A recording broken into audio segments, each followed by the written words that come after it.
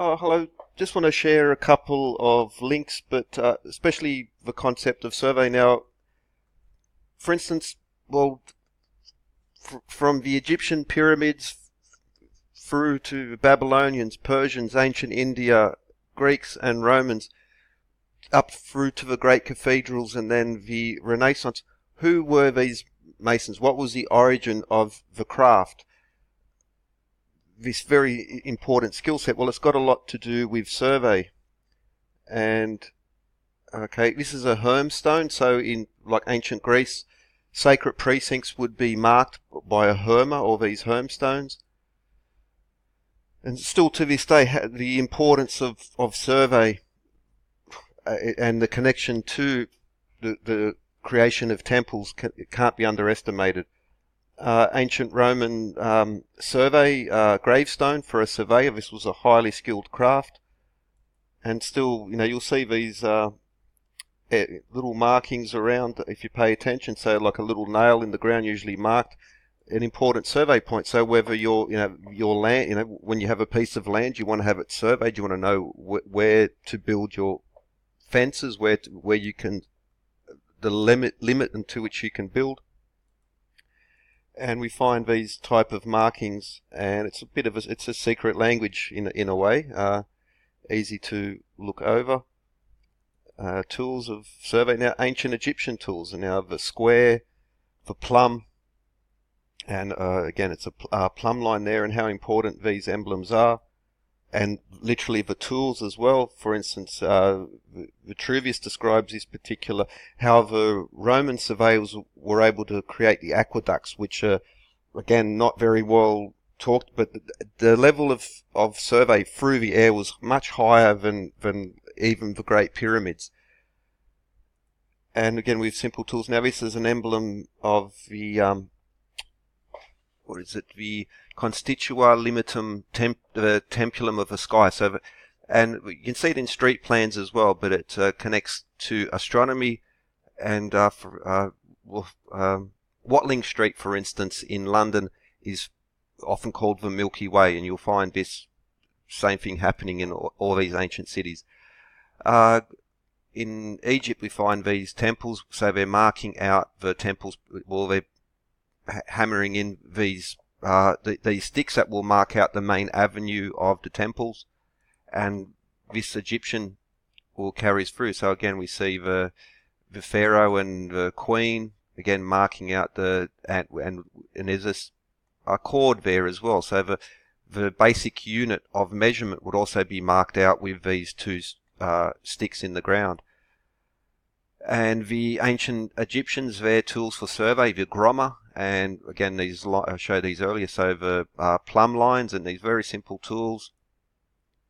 There has another example, so just a illustration just to make it a little bit more clear, where we see the two poles in the ground and the loop of cord.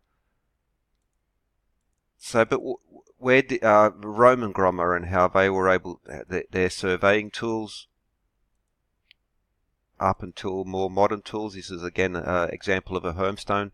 Herma, as in hermaphrodite. Now, Hermes and Venus had a daughter, Hermaphroditus, so Hermes is not the origin of the word hermaphrodite, it's the daughter of Hermes and Venus, and these hermstones, so which are usually with the female with the male organ.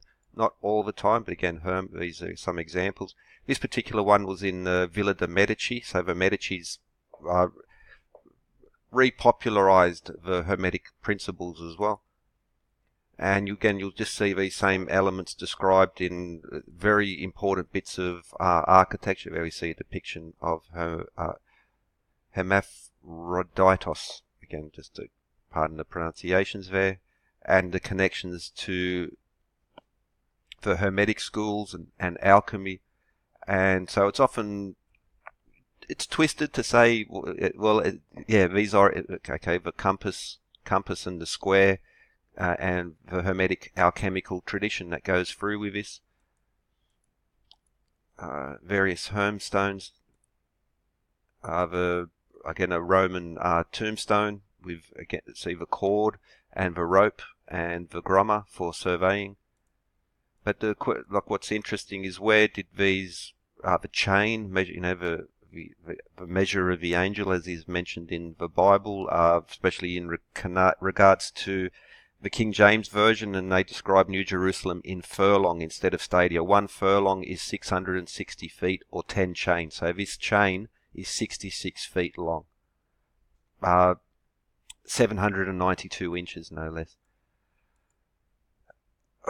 George Washington, for instance, there we see the Templum of the Sky, and how this template for laying out city plans. So first you lay out the streets, and then you lay out the architecture on top of it. And George Washington, famous mason. Now, what I want to get to is, I'll put these links in the description, because very not dissimilar at all from the craft guilds, the masons who build the great cathedrals and these other buildings, who were very secretive and protective of their art for various reasons.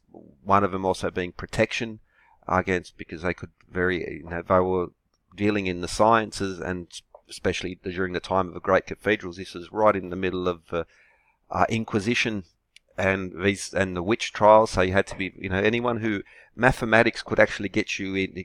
You could be accused of heresy for engaging in maths and geometry. But this is like an old Roman one. Again, we see the pendulum, Fortuna's wheel, the butterfly. It's not Cupid. What's Psyche, the butterfly there as well.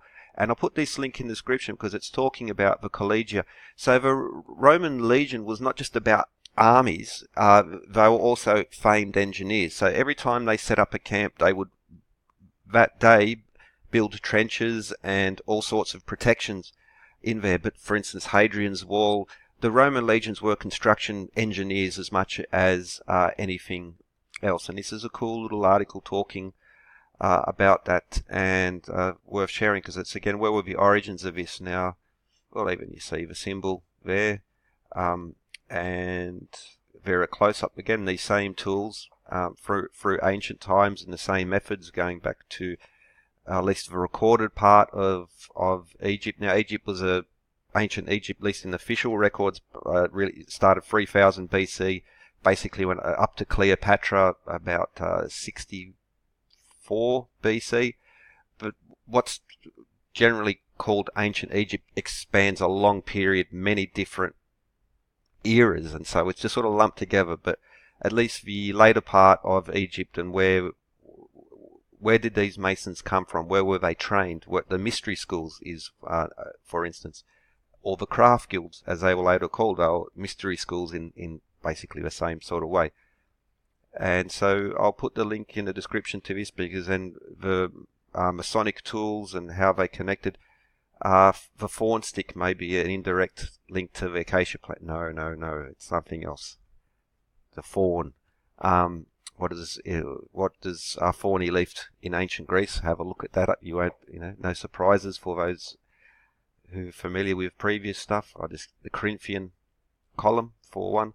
So these links will be in the description, and also back to, so this particular link comes from this blog, and again goes into interesting, so it's more, where were the origins of the actual craft itself? I'm not so much interested in the later rituals and things, but the physical craft of cutting, moving, measuring.